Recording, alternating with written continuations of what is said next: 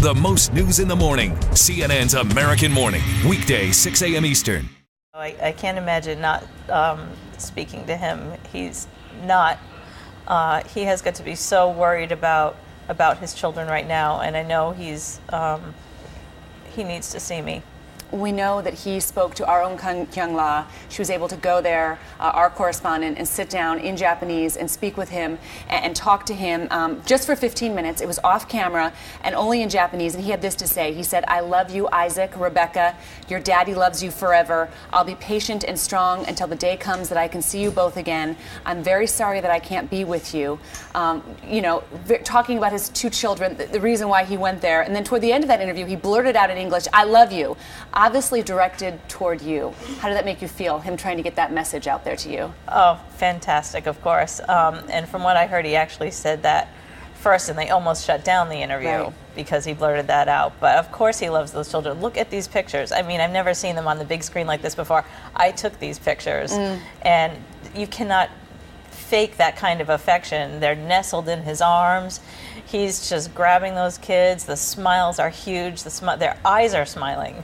These children love their father. They love their father. I can't imagine how traumatic it must have been for them, too, to be with their father on the street, going toward the embassy, and then suddenly all of this chaos is happening. We don't even know exactly how it happened, but it must be quite traumatic for the children as well. If you had a chance to talk to him, what would you say? What would be the message to give to him? He's my hero. I'm proud of him. I love him. What happens next? You haven't been able to talk to him. You're hoping that the State Department is working behind the scenes diplomatically to try to have some solution, but there's really a lot you don't know here. You just know that he's in jail in Japan. We have two lawyers. We found a family lawyer and we found a criminal lawyer that we organized. They can go to this remote town and they've been able to see him briefly under very strict controls. But we're waiting. The prosecutor has 8 more days to make a decision and then can ask for another 10-day extension.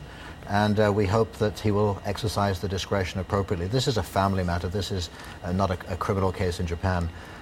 But clearly, when you look at the custody differences and the legal differences between this country and Japan, I mean, we're all learning a little bit more about that. I mean, in a divorce situation, one parent in Japan typically has all of the rights. And even though, in your case, you feel as though the ex-wife, the mother of the children, took these children, in Japan, they're just looking at it from the point of view of Japanese law on Japanese soil. And they don't understand that actually the ex-wife came over here with the children to divorce, knew that she was going to go through a divorce case, knew that she would get a much better financial settlement here, promised the father that she would never take these children, and in return he paid her $800,000 in cash up front in return for that promise that she would never abduct the kids. And let me get that straight. So he thought he had settled this, and there was a large cash money settlement. Huge. And so you're saying that maybe she was planning this all along? What are you saying? Absolutely. Of course she planned it. She knew she was going to going through a divorce case. She knew she would get small money in Japan, big money in America. She took the cash, and then she took the children, and now the father is in jail. It's outrageous. Amy, do you think you're ever going to see these kids again? I mean, if God willing, you can diplomatically solve this and he can come home, then there's still this issue of his relationship with the children and obviously this great animosity between these two parents. Well, Isaac, we didn't speak to Rebecca so much about these laws in Japan. She's younger. How old is she? She's 6. 6. Isaac is 8 years old, and he's really sharp for his age. So he knows there's this complicated relationship with his parents. In fact, I was reminded yesterday, I was in the kitchen, and Christopher had said to Isaac that, you know that they don't let kids see their daddy. And Isaac said, no, I thought they don't let daddies see their kids. Oh.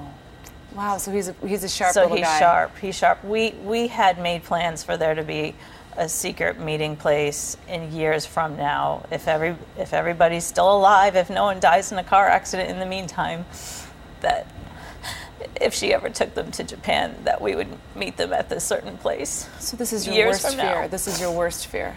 Mm-hmm. And now you have to hope that he comes home, and that you can wait. You can wait and be reunited with these children when they're no longer children, maybe. Maybe. What's the best hope here for what is the outcome that you want in your hearts and the outcome you think you're going to get? It has to be sharing. This idea in Japan, excuse me, that only one parent is entitled to be with the children is just so outdated and unfair. Excuse me, unfair to the children. We want him out of jail first, and then let's deal with getting some justice here with respect to the children, and let's get Japan to change its ways. All right, and hopefully you don't know, but hopefully that the State Department is working on this. Hopefully there's diplomacy happening behind the scenes that we don't know about. We hope so. We can't find out, but we're hoping so, and we're asking for pressure, we're asking for calls, and we're asking there will be a demonstration outside the Japanese embassy tomorrow at 2 p.m. And we're asking for support on this, and we think that eventually the message will really get through over there.